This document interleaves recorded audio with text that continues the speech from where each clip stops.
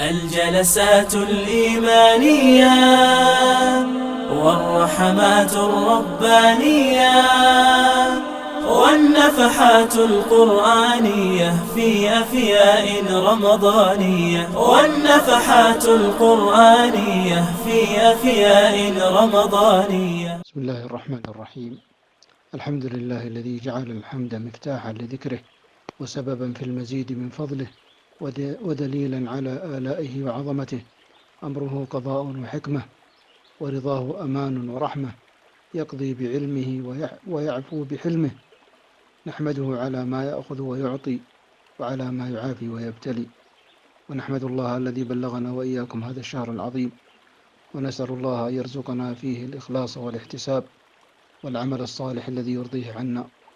أحبتي في الله، إن شهر رمضان هو شهر المغفرة والتجاوز عن الخطيئة، وإن الشحن والقطيعة من الموانع الشديدة للمغفرة، لذا يستقبل رمضان بتهيئة النفوس وتنقيتها من الضغائن والأحقاد التي خلخلت العرى وأنهكت القوى ومزقت المسلمين شر ممزق.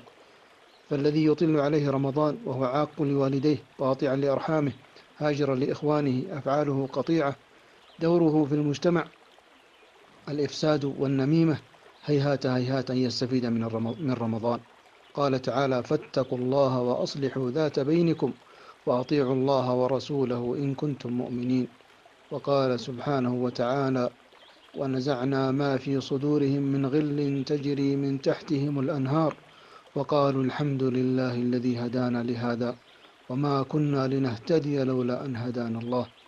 إخوتي، متى تأتلف القلوب إن لم تأتلف في رمضان؟ ومتى تتوحد الأهداف إن لم تتوحد في رمضان؟ متى يشعر العاق بفداحة الأمر والقاطع بمرارة القطيعة؟ متى تصفو القلوب ومتى تزكو النفوس ومتى تصلح العلاقات ومتى تقوى الروابط ويهجر الناس هذه الامتحانات وهذه المشاكل التي أفسدت أكثر مما تصلح؟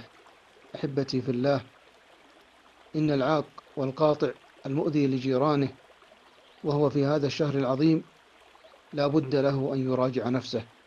والله تعالى يقول: فهل عسيتم إن توليتم أن تفسدوا في الأرض وتقطعوا أرحامكم أولئك الذين لعنهم الله فأصمهم وأعمى أبصارهم.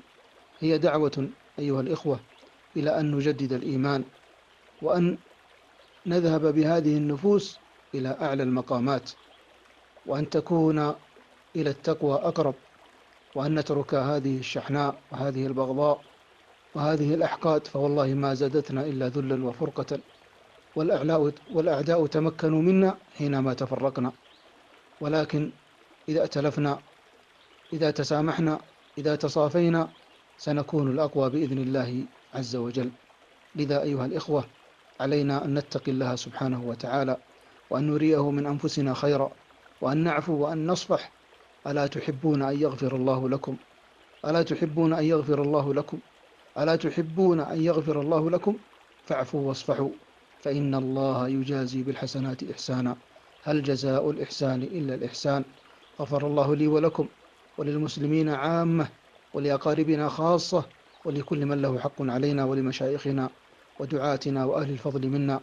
والله أعلى وأعلم، وصلى الله وسلم على عبده ورسوله محمد وعلى آله وصحبه أجمعين. نشعل همما نرفع حجوبا، نبذل في دعوتنا السبابا، في أفياء رمضانية، في أفياء رمضانية.